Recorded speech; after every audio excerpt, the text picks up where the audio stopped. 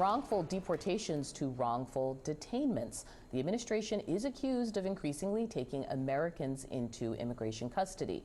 ProPublica, for example, has reported that as many as 170 citizens have been detained by immigration forces this year.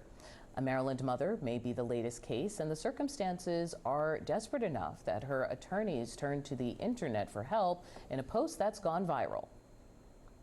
My name is Victoria Slatton. I'm an immigration attorney. I currently have a client who is a U.S. citizen who is in ICE custody. They're blatantly ignoring orders from the court. They're not allowing me access to my client, and I am at a loss, and I'm incredibly angry. Dulce Consuelo Diaz Morales is in ICE custody after being picked up by immigration agents in Baltimore on Sunday, December 14th. She was then moved to Louisiana despite a court order. Her attorneys say they have a birth certificate, immunization records, and witnesses that can testify to Diaz Morales' birth on U.S. soil.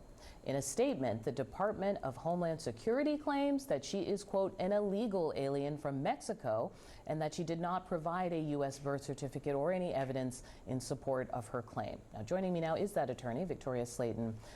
Thank you so much for being here. Thank you for having me. So I understand that your client was allegedly picked up, was it like outside a Taco Bell? And at the time, did friends, family, did she try to present legal documentation?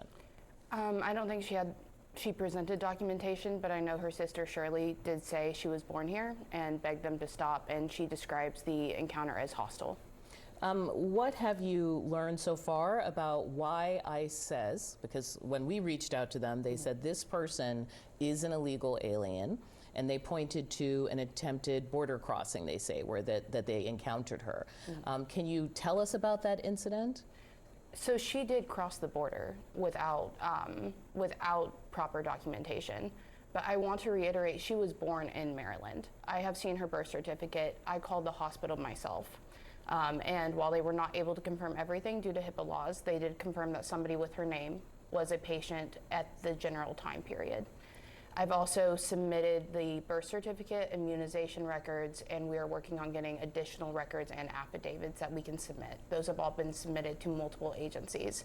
She left the United States and came back in an emergency situation and was stopped at the border. So that is where some of this confusion is coming from. Where there is no confusion is that she was born inside the United States. She is a U.S. citizen. Can you talk about the threat of her deportation? I think you said, is she being held in Louisiana, and what are the conditions? So I have not been able to talk to her. I was supposed to be able to speak to her in a confidential meeting yesterday. When we connected to that meeting, we were told that she was transferred. Her family was told she was being deported. Thank goodness that was not the case. We did find her at 3 a.m. when I logged into the ICE detainee locator. She appears to be in Texas. So help me understand how this is supposed to go. If someone is detained and their lawyer shows up waving the birth certificate, waving the immunization record, saying, look, maybe it was a mistake, how should this work? I think naively, when I was retained last Tuesday, I thought that it would be cleared up in a matter of hours. I actually used to be a DHS employee. I have a lot of respect for the agency generally, and I expected them to respond appropriately. I am in shock that it has taken this long for true movement on this case, and I'm very shocked by the pushback. Have they given evidence to say why they do not believe the documentation you have? Have they said they've actually seen the documentation? They have not given any evidence to us, no. One of the reasons why we wanted to talk about this is because we're seeing reporting of people being potentially swept up in this kind of mass deportation dragnet. We know the Supreme Court has done a ruling that says, look, you can find people. And I'm wondering if you think that has opened the door to these situations. Because the court said, look, maybe we'll pick up someone here and there, but they should be let go fairly quickly. And that has happened in many cases.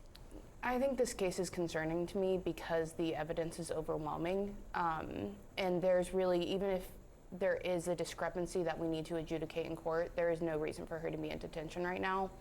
And I want to be clear, I'm not making a political statement here. I just want my client to be out of detention. One other thing, I want to show you the statement from DHS because it was very definitive. They say Dulce Consuelo Madrigal Diaz is not a U.S. citizen. She's an illegal alien from Mexico. She did not provide a U.S. birth certificate or any evidence. The reason why I just want to show this to you one more time is how they identify her and her name. And I understand there's been some going back and forth about sort of how people are named in Mexico, first of all, but it did make me wonder, do they have the right person? Is that something that people are wondering? So they have never claimed that they don't have the right person. That's never been what's up for debate. They've always just claimed that the birth certificate is fake and she is from Mexico. Her parents have two last names. It is very common in Latino culture for that to happen, and it is confusing sometimes with records. However, what is not confusing, and I want to reiterate, is the records that we have seen at her birth and what the hospital has been able to confirm, and we are working on getting additional medical records through her mother now. How is her family taking this? Her kids? Like, how are people feeling? That's been the most difficult part of this case. And while I don't want to get too much into the family's personal history and what their feelings are, because that's their story to tell, it has been extremely difficult for them, especially during the holiday seasons, to face the fact that somebody who was born here, who should not be in detention at all, will likely spend Christmas in detention. What kind of responses have you gotten on social media? I mean, your post went viral, and I can imagine some of them are supportive, some are not. I've been surprised that there hasn't been more backlash, honestly. I think because it's just such a shocking case with how much evidence and how much proof. The responses I've got are people are really scared that if this can happen, what more do they expect me to produce in order for them to let her go? Yeah, it's this weird situation where basically you're trying to, once you're in the system, how do you get out? And it's a horrible black box that's been very difficult to navigate. I've struggled with it with other clients. I was hoping that this might be easier because I was hoping that this would be cleared up already. Okay, I hope you'll keep us up to date on what's going on with your client. Thanks so much for being here.